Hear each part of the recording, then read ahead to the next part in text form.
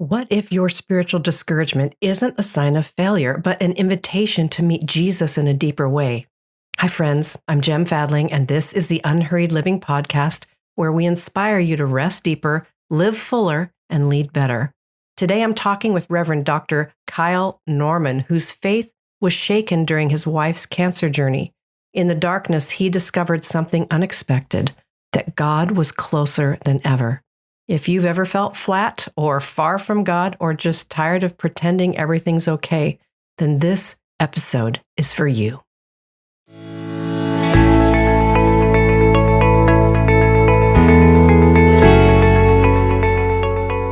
Today, I'm joined by Reverend Dr. Kyle Norman, rector of St. Paul's Anglican Cathedral in Kamloops, BC, and author of the powerful book, Alive, Loved, and Free. In this conversation, we talk honestly about spiritual discouragement, something most of us face but rarely admit. Kyle shares his own raw journey through his wife's cancer diagnosis, how it shook his faith to the core, and the surprising ways Jesus met him in the struggle. If you've ever felt like your faith was faltering, your prayers were empty, or your hope was running dry, this conversation will help you realize you're not alone. And you're not failing. You might just be standing on holy ground. I do hope you'll enjoy my conversation with Kyle Norman. Well, Kyle Norman, thank you for saying yes to the Unhurried Living Podcast. Well, thank you for having me. I'm excited to be here and to have a conversation with you. Yeah, we were just briefly chatting before we started. You really tackle the idea of discouragement and how apropos, this is. One of the things you started off with in your book, which I think is right where I want to start, which is just to acknowledge that spiritual discouragement happens. Right? Exactly. Absolutely. Yeah. It happens. And so it's okay to acknowledge, it's okay to wrestle. So maybe could you start there? What is this? What is spiritual discouragement? How might it arise in our lives? Yeah, well, I'll do the first question first. What is spiritual discouragement? It can be so many different things. The way that I conceptualize it is that fundamentally it is this feeling that I am living my faith wrong, right? In some sense. So And it can come because I wrote the book because of an illness and my wife. So it could become because of an illness, or it could become because of a job loss, or just you end up in a season of life that just seems hard and struggling, and you seem to be wrestling, and prayer dries up, and your faith, which was previously maybe felt alive and robust and all that, doesn't seem to feel that way anymore. And it's tempting to think, well, obviously something is wrong. Obviously I'm doing something wrong because I'm wrestling, or because I'm struggling, because I feel somehow discouraged in my life of faith. And we feel these times in our lives. And I think this is part of the life of faith. Everybody has these times, but so often either we are made to think, or we just think ourselves that faith means that all of the problems and all the struggles must have to go away, right? And if I'm struggling in my faith, well, that somehow means that I am being faithless. And what I'm trying to argue is that's actually not the case. That being discouraged in our faith is part of the journey of faith. It just is. It happens. And we can acknowledge it and understand it. And when we do so, we actually might find the presence of Jesus in a very profound way. But if we dismiss it and kind of say, oh, something's wrong, and push it away, then we might actually find ourselves actually pushing away from the God who wants to meet us in our discouragement and in our mess. So good. See, this is the thing. I think we're talking about discouragement, but you could talk about any number of ways something comes up that makes us want to push away or deny or whatever. But I think as I move along in my own life, I realize everything is an opportunity to experience God with us Absolutely. in it, right? Yeah. And I don't know that all of us and all the different streams are having that conversation. And I'm not sure why. No, and I don't know, like, it can come from some of it is how we've been taught. Like, so Yeah. I'm a priest and I'm a preacher, and so I acknowledge that sometimes people hear just some really bad messages, and Yeah. which sounds faithful. I had somebody email me. I wrote a blog on discouragement and all that stuff, and the person wrote me and said their phrase was, all complaining denies the sovereignty of God. And so you just have to like just sit with that and think, so what do we do with that then? Right. So if all complaining denies the sovereignty of God, well, then there would be no Psalms, right? Right. Right? There'd be no Book of Lamentation. There'd be no Job. Um, there'd be like there'd be no disciples or like right like so it some of it is just these really kind of, I think, bad messages that we hear and take on, but ultimately work a system of condemnation into us. Yeah, I think that's rough because sometimes what we might end up doing is cherry picking certain things and coming up with a theology, right? Yeah. But what I hear you saying is we've got entire books that are modeling, they're modeling something for us. And sometimes I Yeah. think we don't realize that there is a way of living that is also Yeah. shown and not just teachings. You know what I'm saying? Absolutely. Absolutely. Absolutely. Well, and if you think that faith is this kind of blissful ease, Right. this kind of prosperity, God just wants to make you blessed and, and remove all the obstacles and all this kind of stuff. If you think that that's going to be what the life of faith is, well, then one of the things that you need to wrestle with and figure out is, well, that was never Israel's story. Israel is called Israel because he wrestled with God, and Israel as a nation wrestled with God. So it wasn't Israel's story in the Old Testament.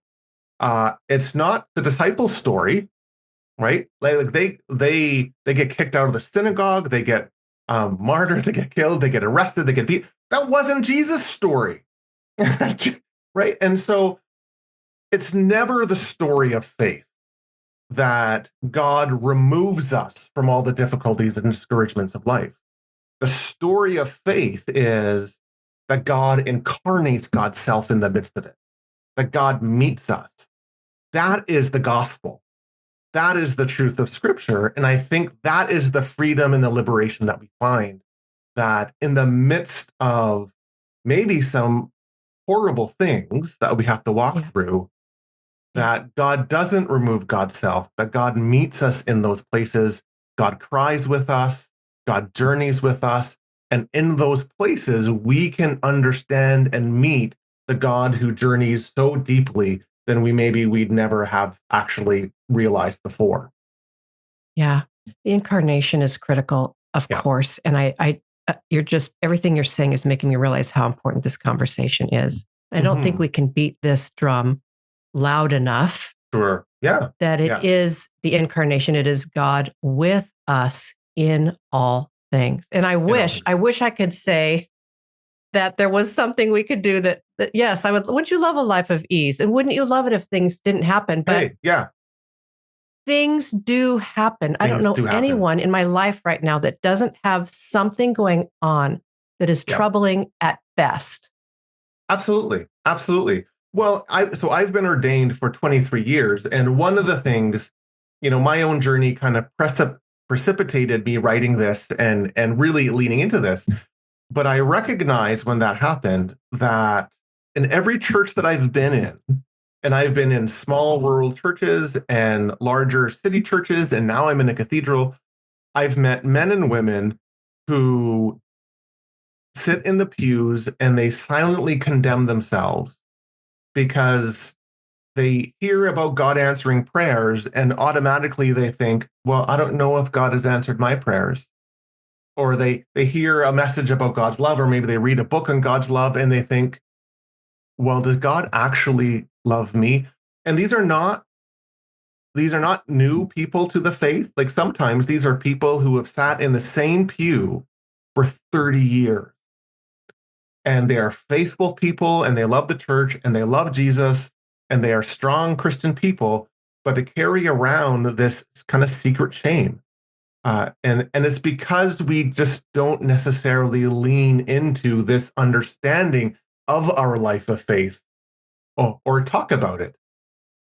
And I get it. Like, I'm a preacher, so I get we want people to leave the church feeling encouraged and happy. Like, I understand, but there is a way to kind of to peel back the layers and just to say, the encouragement that we have is that no matter what you are feeling in this place, that God is with you. And that is where your strength comes. And that will carry you through whatever it is you need to go through. And articulating that, I think helps. For sure. Well, and this is hard-won life experience for you because you shared early on in the book as well about your wife's cancer journey. So I'm wondering if you could share a little bit of that and how you were really dumped into this pit. Is that a way of saying it? Yeah, no, absolutely. So in 2015, my wife was diagnosed with a very rare form of cancer. And we had thought, like, so we went to the cancer center and we had thought that everything was going to be okay. We knew that she had a cancerous growth that had been removed through an operation. We thought everything's going to be fine. But the oncologist said, nope, it's there. And so you need to go through chemotherapy, sign the paperwork, you start next week. And so we were kind of dumbfounded. I'm very clear in the book that I write about my experience as the caregiver. And she can tell her own story, right? So, but what I was unprepared for, and this is as a priest who had been ordained for like 15 years at that point, was the amount of spiritual upheaval that my life would go through, my spiritual life would go through, just walking through this journey, right? I had strong thoughts of, I'm going to be the faithful husband. I'm going to be the stalwart Christian. And when she sits in her chemo chair to get her chemotherapy for the 2 hours, I'm going to close my eyes and I'm going to say the Jesus prayer for like 2 hours. And I'm just like, this is going to be a holy moment and all this kind of stuff. And prayer dried up for me. And I remember thinking, like, what's going on? How come as a priest, the prayers that I have practiced for years aren't sustaining me in this place? And how come I'm asking myself all of these questions I never thought I would ask myself? Like, if I was a better priest, would this not have happened to us? If I was a better person, would this not, like, is God judging us? And like, questions I never thought I would ask all of a sudden came rising within me. And I had to kind of really think about, why is this like, what's going on? And when I started peeling back the layers, started thinking about all of the ways that it was very easy to deny that this discouraging place is a part of faith. So the book, it kind of really tries to tease out some of those things. Yeah, for sure. Well, you talk about struggling, and sometimes we might want to equate that with denying the faith, struggling with faith, denying the faith. Maybe can you talk with us about that a little bit, as someone who's concerned that they're pushing something away that?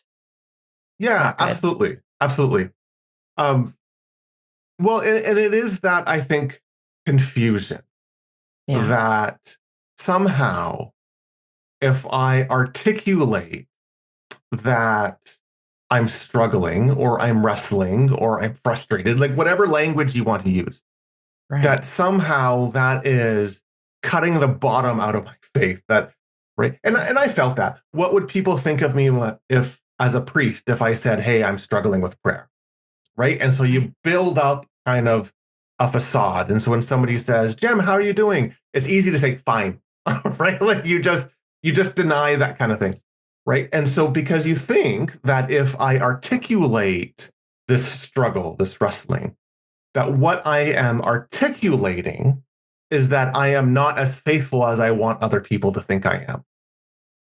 Yeah. Right? But that's a lie. That is fundamentally a lie.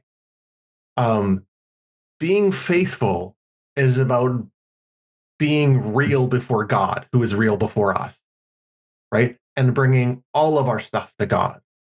And so if I am struggling with prayer, I am frustrated, if I am angry at God, it's not faithful to grit my teeth and sing Shine, Jesus, Shine. It is faithful to be like the psalmist and say, where are you, Lord? How come this is happening? And bring all of ourself to God. Never cursing God, never, never blaspheming, never doing any of that kind of stuff, right? Like there is a nuance. But we are allowed to bring the fullness of ourselves to God. That's faithful. And if you are struggling, then bring it to God. If you want to lament before God. We can only do these things because we have the belief that God receives us and God accepts us as we are. Yeah. I have a couple of situations in my life. One was a time of anger. I remember many years ago, I was just really mad.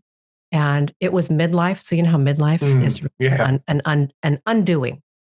Yeah. And I remember pacing my floor and gritting my teeth. And I felt like a psalmist. It was in one of those kind of psalms, you know? Yep. But I distinctly remember the moment only because it was marked by God's presence, which was puzzling to me because I was furious. I was praying that. I was like, why did you allow this? Why did I end up here? Whatever it was. Yeah. And yet at the same time, I had this image of God holding me like I was this little tiny person inside this big, huge hand. Yeah. And I sensed that God was saying to me, I can hold you while you do this. Yeah. I was blown away by that moment because I was just in full, absolutely processing. I'm a human being, right? We're human beings. We have feelings, we have thoughts.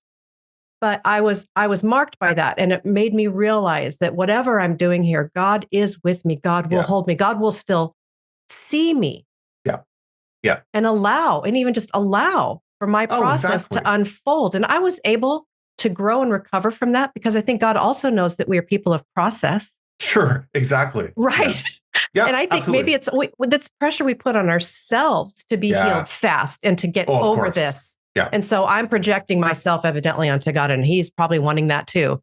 When in fact, we are unhurried living. So of course we believe that God is patient. Yeah, absolutely. Well, and so in that, and that's a beautiful story, like feeling held in the midst of your anger, right? Yeah. And there's intimacy there, right? There's love there, there's care there. But I'm willing to bet that didn't make that external situation just disappear. No. Like you still had to walk through it. Yes. Right? But in that complaining, in that frustration, in bringing all that stuff to God, you met a deeper form of intimacy and love and care that helps you navigate what was before you, right? Yes. Yeah. I actually was going to ask that question later, but we'll come back to my other, but I was going to ask that you're talking about the deeper connection. There's something real there that let's hover on that for a minute. Yeah. Talk more about that. So I'm in my thing. God is seeing me and holding me. And then there's this chance. And maybe one of the aspects is that it's the real raw me. Yeah. Meeting up with God. Can you unpack that for us a little bit? Why is that good? Or how does that help? I don't know. Well, what the question is there. Yeah.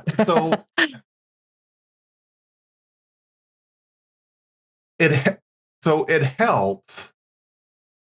Well, it helps because it is the real you, because you drop all masks, you drop all defenses, and there can be no real transformational intimacy unless you are really yourself, right? And we know this in our human relationships, right? Right. I can't be, a real husband to my wife if I am pretending to be someone else. Like that's just not a real intimate relationship. And so it's the same thing with God, that when we present our real self, why it helps is because we remove all of the barriers. We remove all of the kind of the walls that sometimes we build around ourselves. And let's be honest, being vulnerable can be scary, and it can feel like a risk, and it can feel like if I expose myself like this, will God receive me? Like if I really let myself be known. But when we do that, we meet the incarnate God who weeps with people, who throws himself down in the Garden of Gethsemane and sweats drops of blood and prays. If we see John 17 as the prayers of the garden, his most lengthy prayers are from the garden. His most visceral prayer is from the garden and from the cross, right? And so we meet the one who kind of rends himself for us. And that's just a powerful meeting that is transformational. Good. Again, putting a punctuation mark on what we were saying earlier about what Jesus modeled. Mm-hmm. I mean, not, of course, what he said in the prayers, but what he actually lived and the lengths he was willing to go to show his love and to journey as a human and to embrace us in our humanity. Can't be underestimated. No. And so I spend a little bit of time reflecting on the Garden of Gethsemane in the book, just because I think it's a really powerful thing. And one of the things that I had realized was that so often the way we interpret the garden, or maybe I should say the way that I've interpreted the garden, is that the garden is this place of victory. It's this place where Jesus kind of shows his faith, but not by my will, but yours be done, oh God. And right, and the angels come and attend to him, and hey, this is amazing place. And so, but in some sense, when we do that, we deny the very visceral discouragement that surrounds Jesus in that place, right? Jesus just wants to, his pray, take this cup from me, right? Kind of, I don't, if there's a way other than the cross, please show me. Or he wants to be connected to his friends who just remain sleeping. Can you not watch with me just 1 hour, right? And so it kind of surrounds this whole night is a night of darkness in the garden. And that's where he enters. Not to show us that we need to be victorious and we need to have this prayer of faith that will rise us above whatever we're going through, but so that we can know that when we find ourselves in our dark garden, he understands because he's been there too. And in his love and in his grace and in the power of his resurrection, he is with us in that place. So the garden, I think, is just so profound for us to recognize how deeply Jesus enters into our times of discouragement and struggle. Well, you've made a wonderful point here about Jesus being with us. We've talked a little bit about the love of God, the love of the Father for us, it with us. Trinitarian. Let's keep Trinitarian then. How might we engage the Spirit in a time? We've been given this helper, Jesus said. How might the Spirit help me as I am in and with in my discouragement or wrestling? Yeah, like we can only live the Christian life by the Spirit. It's never by our own strength. And so, one of the things, so Romans, right? Romans says that when we don't know how to pray, the Spirit intercedes with groans that cannot be expressed. So here's the Spirit. So what if the groans that the Spirit is expressing are not these exaltations of praise, but is the prompting to allow us to go, ugh, right? Or why? Or just this groaning with our frustration. What if that's the role of the Spirit? Allowing us to, as we said, bring our stuff before God, right? If Jesus lived his entire life in the power of the Spirit, that Spirit descended on the baptism, and so he did that. So if the Spirit then helped Jesus, prompted Jesus to groan in the garden, perhaps the Spirit can prompt us in our Christian life to groan in our garden, to make the Psalms our words when we don't know what to say.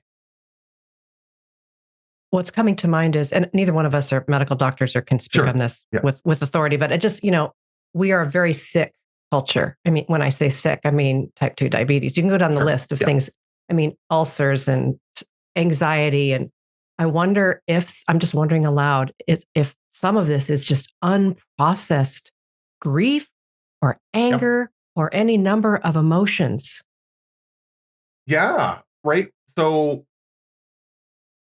because, we are a very sick culture, but we're also a culture that lives, I've heard it expressed, toxic positivity, right?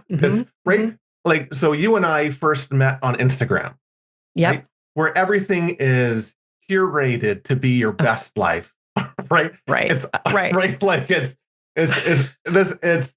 fake and all that stuff. And so, so some of it is this, we don't process our negative stuff because we don't feel like it is fit for public consumption. So we push it off to the side. We think that, and particularly in the life of the church, that, what would people think of me if I say that that I'm struggling and all that kind of stuff. So we push it off to the side. So we deny it, we get rid of it and all this kind of stuff. We pretend it's not there, but it is there. And so we just throw masks upon it all the way. And then again, like the, people who sit in the pews for 30 years, just heap upon us a secret shame and guilt. And I've heard people express, they agree in the grace, they believe in the grace of Jesus. They love God. They are scriptural people. They believe in everything except for themselves. I've heard that so many times. Yeah, exactly. God is gracious to you. God loves you. God forgives you. But, after everything that I've done, no. Right. Oh, goodness. Well, I want to make sure, I want to backtrack on myself for a minute. There, I was making a list of possibilities. I don't want anybody to think that I think that all you have to do is have an emotion and then your type 2 diabetes goes away. No, exactly. I'm just saying that there are a lot of things that we have stress eating, and that causes there's just build up upon build up upon build up. And maybe what I want to do is put an underline under the fact that we are being invited to share our very selves. If there's anyone we can be most vulnerable with, it's God. Absolutely. And so maybe say one more thing about some unpacking of the things we were given, again, not intentionally, because even I came up through a stream that I would look back on now and call almost fundamentalist. Sure. Okay. And I was given these ways that, again, I'm not blaming someone. I'm just saying I was given teachings that formed something in me that made me end up feeling like I can't process these things, or I have to hold up some kind of mask. Sure. Yeah. How can you talk to that person? Yeah, absolutely. So one of the things that sometimes happens, and this is what we found with my wife's cancer, is that people don't know what to say. Right. Yeah. And so we rest on, I call them a kind of spiritual sound bites that sound faithful. And we think that this is encouraging. So I'm going to say this. But if you start peeling back the layers, you realize, okay, what exactly are we saying? So somebody somebody said to me that cancer, don't worry, Kyle, God isn't picking on your wife. He's hand picking her to bestow his glory. Right. And and they offered it as an encouragement. They offered it as as a faithful kind of thing, and they were really wanting to help. But if you just think about that and just think, okay, so what does that mean? Does that mean that God kind of just rolls the dice of misfortune on people? Right? Like, and so, Right. so what I think sometimes, um, to the person who really wants to help and really wants to offer an encouragement, that the best thing to do is not rest on the slogans and the phrases that we grow up with, but just to, like, Job's friends did an amazing job for Job when they were quiet, right? When they sat with him. Yeah. As soon as Yeah. they opened their mouth, everything went downhill, right? Right. And so being able to express that I'm here for you, or even just I'm praying for you, like lean into the fact that suffering and discouragement and struggle exist. Yeah. And I'll pray for you and I'll be here to help however you need. But don't try to explain it away. Because as soon as you do that, kind of like Job's friends, you're probably going to find that you've spoken wrongly in some way. Oh, this takes me back when I was in my 20s. I had a couple of miscarriages before we had our first Oh, son. mhm. And so, that's painful. So, of course, I was given a couple of slogans. God just wanted another angel, which is, I Oh can't even God. believe. I know. Yeah, I know. Do Yeah. you know what I'm saying? And I still remember that because I was like, what in the world does that mean? But I'll tell you what, there was a man in our church who was an elder. He was a beautiful family man. He had a Mhm. gorgeous family. They were just one of those people in the church you just admire. Yep. So I come to church. Everyone knew they were praying for me. I come in, and all he did was look at me with compassion, and he Mhm. put out his arms. It'll make me cry now. He put out his arms and he hugged me. I'm so Yeah. sorry, Jem. Yeah. Yep. That was That helpful. sustains. Yeah, exactly. I still Yeah. remember it. This is 35 years ago, Yeah. more or Yeah. more. Yeah. And so what you're saying is so real. If we just put away the slogan and pull out empathy or compassion, Yeah. Yeah. care. Yeah. The slogans are what we use when we don't know what to say. So we offer them, Yeah. and it probably sounds very critical to say this, but we offer them to make us feel better. Oh, I've done Right. my duty. Right. I help, but it doesn't help. And Right. so when we put those away and we offer that hug or whatever it might be, um, and that's where community lives. Yeah, for sure. Oh, Mhm. so good. Well, I'm wondering, can you take us back into scripture? Is there a story or two? We talked about Job. And is Yeah, there anyone else that you would want to bring up? A couple of people, like they were examples of people who modeled wrestling well, if there's such a term. sure. Oh, yeah. Like there's so there's so many people. Um, Yes, yes. like, and so one of the people, I don't write about him in the book. One of the people I've been thinking about a whole lot is Moses, right? Mm, Because Moses is asked to be this leader that, let's, go to Pharaoh and, lead my people out. And he does so. He accepts the call, he does all this kind of stuff, and he never knows what's going on. And he never knows where he's going. Right? Like, so he leads the people out, and automatically, like the very next chapter, he finds himself facing a body of water that he doesn't know he's going to cross, with a whole bunch of angry soldiers chasing him and the people. Like, this sense of confusion and bewilderment and what do we do? Right? right. That's his story. That's all his entire story. They go to Rephidim, which is a known wadi, to drink water. And what does he find? There's no water. What do I do? Right. And so he's somebody who I think, I kind of rest a lot on. You can talk about Peter, who jumps out of the boat to stand on the water, but then all of a sudden finds himself sinking, right? And what do we find? Jesus is there for him. Doesn't lambast him, doesn't criticize him, doesn't say, just try harder, Peter. You could, no, he reaches out in his sinking, right? And there's a lesson in faith there. Obviously, I spent a lot of time just talking about Jesus, Jesus, Yeah. who had, who had, who had the Garden of Gethsemane, who had the cry from the cross, my God, why have you forsaken me? Right. And so he quotes Psalm 22. And, and if Jesus can cry those cries and shed those tears and have those groanings, and so all the people in scripture, why do we assume that somehow we are discarded if we live that? I think there's a real Mhm. cultural bias there because I've been to other countries where emotions aren't as, Sure. you know, I live in Yeah. America, I live in the United States. And so we have our own ways about dealing with our emotions or not dealing with them. Yep. Yep. Absolutely. And I think there's an unconscious cultural blanket that I've put on myself. And in some ways, I hear you inviting us by looking at the scripture, looking at the people, looking at actual Yep.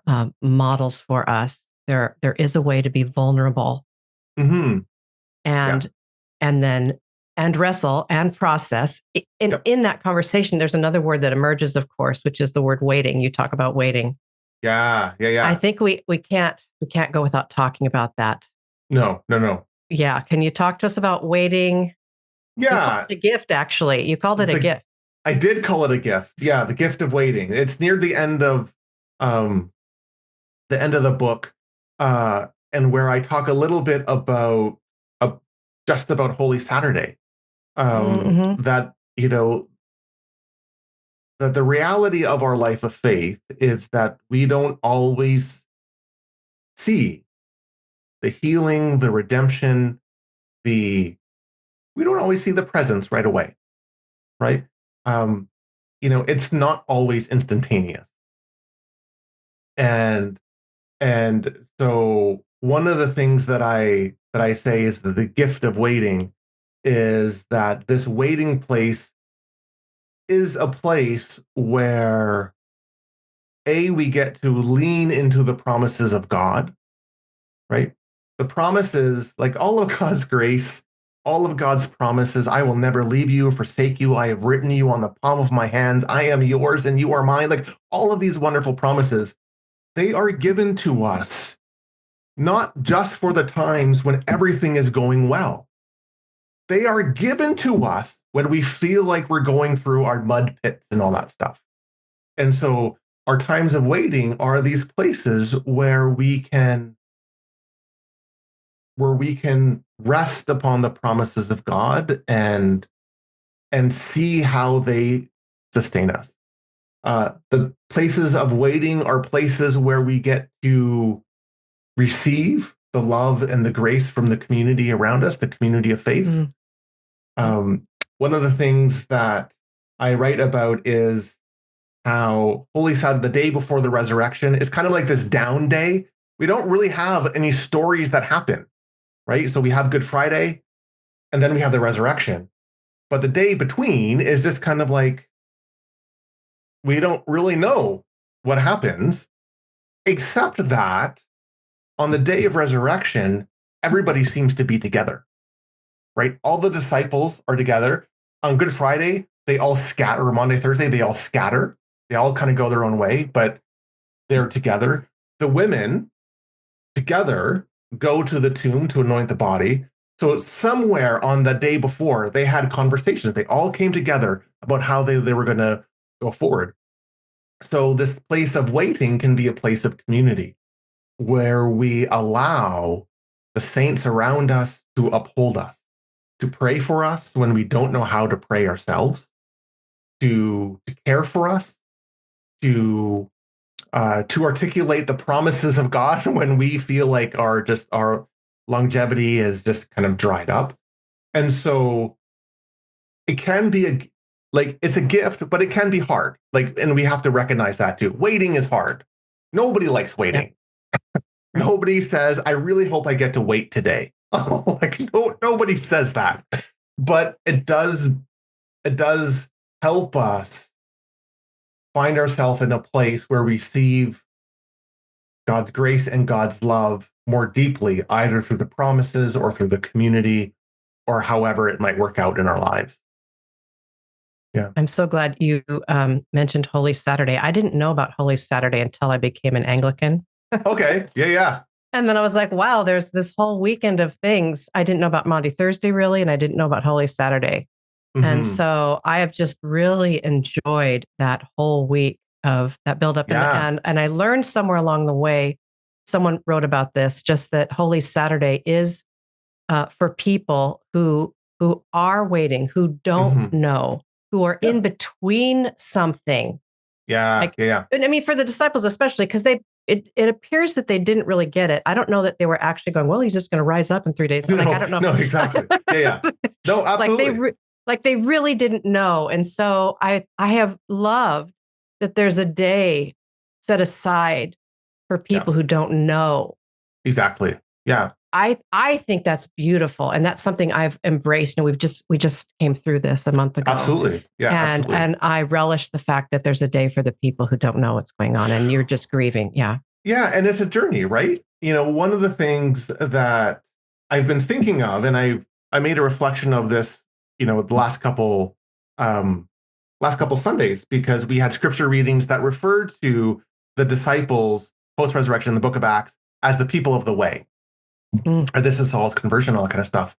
And I think sometimes we do a disservice when we think of faith as a possession, right? It is something that we keep in our spiritual toolbox to whip out when we need to solve something, right? And if it doesn't solve it right away, well, clearly my faith tool is wrong or is damaged. But faith is a way of life. It's a way. Christians, before they were called Christians, were people of the way. And I think we need to kind of lean into this as the sense of journey, that we are walking with Jesus in paths of righteousness, as Psalm 23 says. But that path can sometimes lead through the darkest valleys and lead us to be surrounded by our enemies. But in each places, we find the God who journeys with us and who walks with us. Well, I'm wondering, Kyle, there's a lot more in your book that we didn't even touch on. And is there one thing that I didn't think to ask about that you would like to share with us now?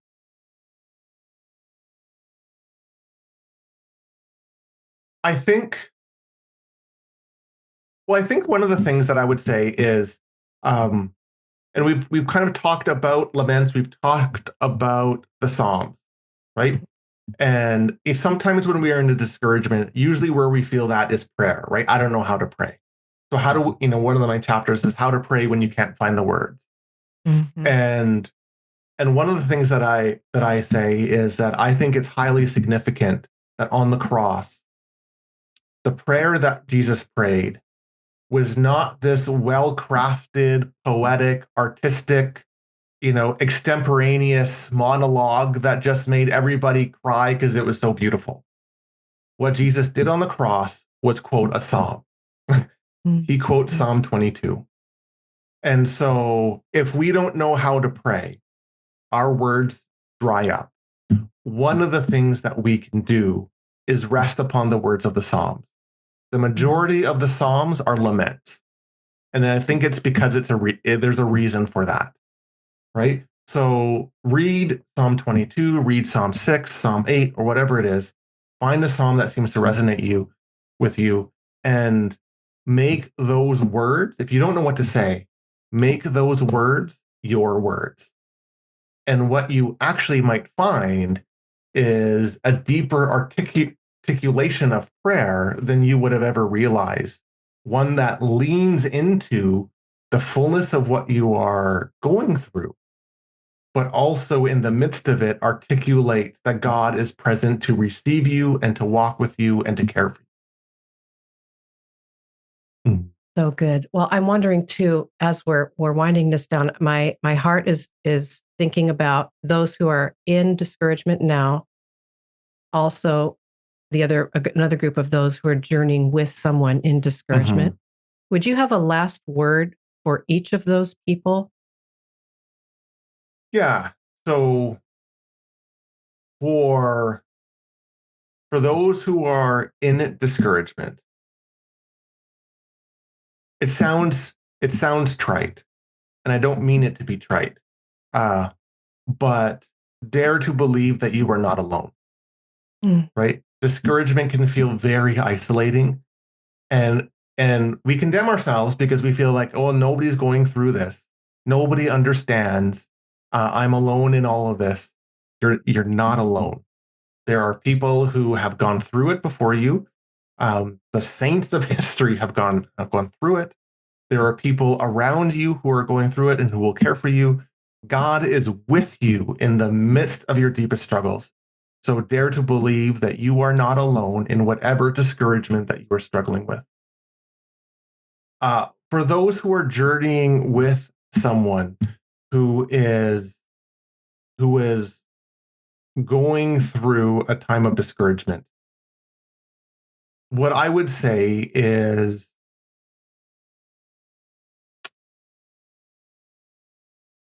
well, kind of what we talked about before. Um, don't dismiss it. Don't attempt to solve it. Don't attempt to explain a silver lining or anything like that. Articulate that it is what it is, and you are there to pray, to help, to cook, to drive, or to hug, or whatever it is, whatever that person needs. But don't dismiss or explain or try to beautify the discouragement. So good. Well, Kyle, thank you so much. I know there's more. I'll show the book here if you're watching on YouTube. Alive, Loved, and Free. Kyle Mhm. is a beautiful writer, and what you heard him say comes through here. There's a pastor's heart in there. Well, thank you. Yeah. Someone who has lived what he's trying to encourage you, and no platitudes. So that's good. Yeah, I So- tried to avoid those.